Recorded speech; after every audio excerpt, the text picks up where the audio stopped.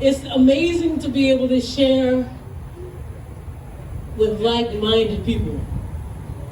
The love is unlimited here. It's so much love and support. It's almost, I get very emotional about this stuff because sometimes you feel like you're sometimes just not appreciated for just anything you do. But the fact is, I do what I do because that's just what I'm meant to do. And I'm gonna just elaborate on the fact that, yes, Sarge, he was very modest, but I had 3 people that I thought about having endorse my book. And one person worked with the New York Times, and I chose Sarge to endorse my book. Amen. That's what's up. So he's along with my journey. That's what's up. And he forgot one thing. This is a handbook.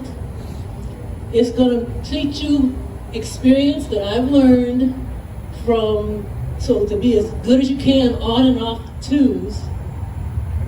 And it takes you everywhere from guns to masturbation. Oh!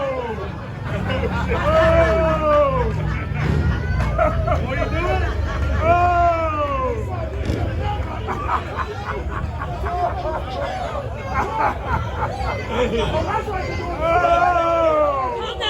Calm down. Well, I want to share just a quick story with you guys. There's a lot of people that have done the 48 in 10 days and 8 days and the whole thing. See, I chose to do this in 2016, but I didn't want to do it that way because I wanted to do it in a little different way. I wanted to do 48 states in 48 days. So somebody called me out and said, well, you could do it in 10 days. Let me tell you something. This was a 13,000-mile trip. My first oil change was from Albuquerque up to Seattle. 3,000 miles into that trip, I hit oil-covered railroad tracks in an intersection. I went down hard, broke my collarbone, separated my shoulder, and broke my ribs. I knew what it felt like to break bones because I'd been hit by a car before. So I get up, and some two guys asked me, so did you hit those oil-covered wet railroad tracks? And I'm like, well, yeah. He said, how you feel? I said, I'm fucked up, I'm fine. I get back on that motorcycle. I go to the motorcycle shop, which I could see from the intersection. They were trying to convince me to call EMT. I said, what are they going to do? Tell me that motorcycles are dangerous? Come on. I said, but I have a mission. I got back on that motorcycle. I'm heading through Washington State. The temperature drops to 50. It's windy. And I made the mistake of trying to wave to somebody with this hand. After that, it was this, because I wasn't going to be able to do that anymore. I'm trying to find the Airbnb, and this woman is leading me through the mountains. You don't know I'm busted up. I finally get to the Airbnb, and I get down, and now I got to unpack my motorcycle.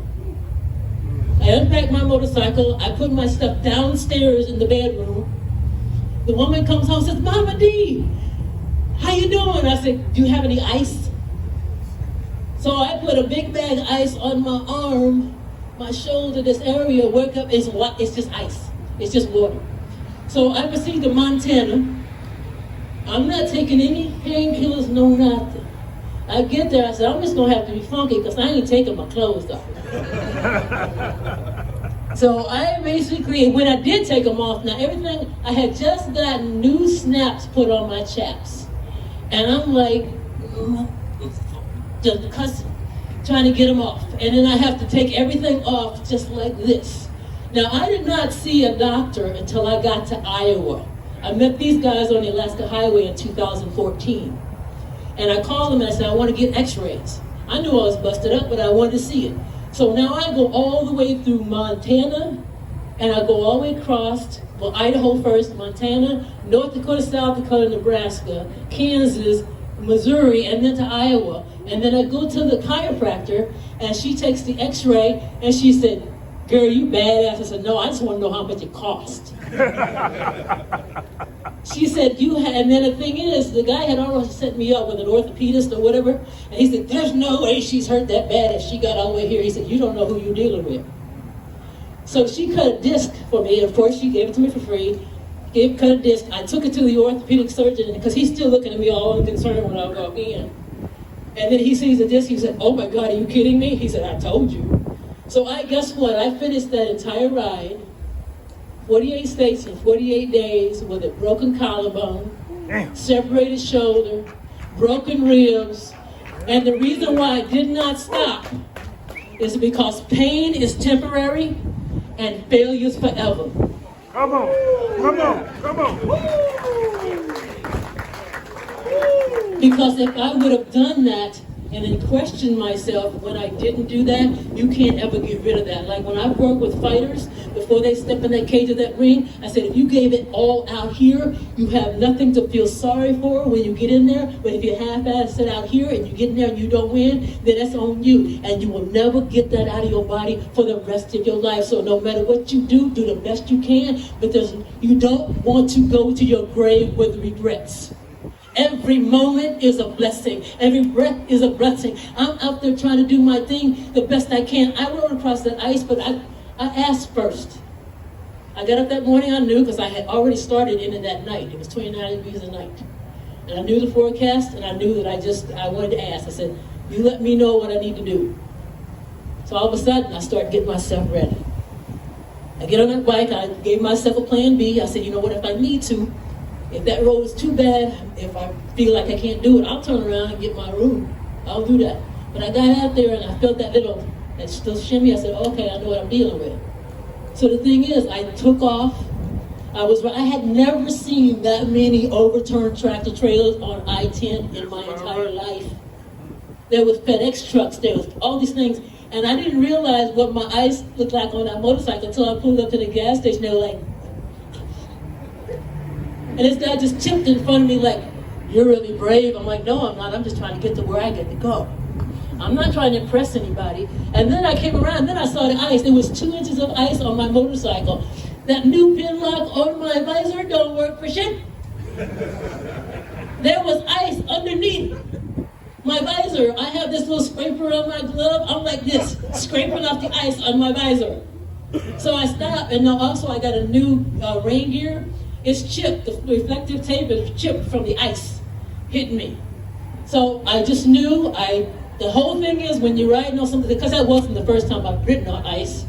So the thing is, but the whole thing is I learn something every time I do something. If you don't get out there on your motorcycle and try to get better every single time, you gotta learn. You can never be too good on twos, ever. Ever. And so what I'm trying to always do is inspire just by being. And I just want to let you know that I am a 65-year-old great-great-grandmother. Yeah. Congratulations. Congrats. With 1 million miles on his ass in a good way. I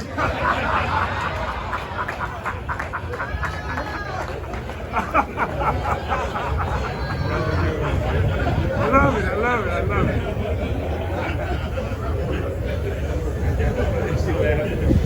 And you give me a microphone that looks like something I don't even want to talk about. Stop it! Just stop. So I do want to reiterate too, is about the fact that I do have 2 motorcycles and a display and a wax figure of me in Anamosa, Iowa, the National Motorcycle Museum. That museum is about to close. The owner called me personally and told me they want to relocate my motorcycles and my display because that display should not go away. It's the best picture of my display is a friend of mine took her little 8-year-old daughter to look at my display, and she's standing there looking up at my display. And I told her, I said, that's why I do what I do. This little girl knows now that she can do anything she wants to. If this woman can do it, then I can do it. That to me, that's why those bikes are, it's not about this. It's not about this. It's about what I can do to help other people. And I just want to say once again, thank you, Sarge. I fell in love with this man the first time I saw him. It was just, and it's just, I can't imagine the fact is that I'm honored, I'm humbled to be here.